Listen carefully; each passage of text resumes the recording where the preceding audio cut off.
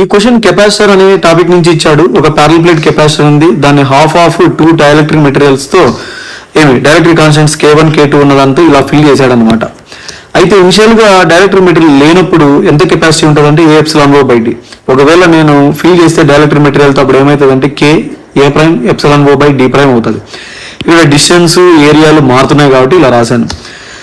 ఈ ఫస్ట్ కేసులో దీని యొక్క కెపాసిటీ వాల్యూ ఏమవుతుందంటే K1 A epsilon O by distance D/2 కాబట్టి ఇలా రాశాను. టోటల్ గా 2K1 ఇంటూ C అవుతుంది అనమాట. Similarly CB value 2K2C.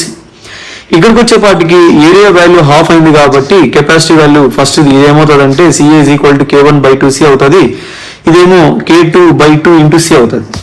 ఈ రెండు ఏ కాంబినేషన్ లో ఉన్నట్టు అంటే సిరీస్ కాంబినేషన్ లో ఉన్నట్టు. Effective capacity value 1/C is equal to 1/CA plus 1/CB. నువ్వు సబ్స్టిట్యూట్ చేస్తే వాల్యూస్ అన్ని నీకు ఏమవుతుంది అంటే కనుక C1 2C K1 K2 by K1 plus K2 అవుతుంది. వీళ్ళిద్దరు ఇక్కడ ప్యారల్ కాంబినేషన్ లో ఉన్నారు. ప్యారల్ కాంబినేషన్ అయితే CA ప్లస్ CB అవుతుంది టోటల్ కెపాసిటీ వాల్యూ. ఈ వాల్యూస్ ఇక్కడ సబ్స్టిట్యూట్ చేసుకుంటే కనుక మనకి C/2 K1 ప్లస్ K2 అవుతుంది.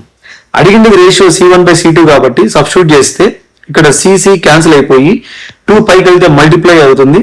టోటల్ గా C1/C2 ratio 4K1 K2 by K1 plus K2 whole square అవుతుంది అనమాట.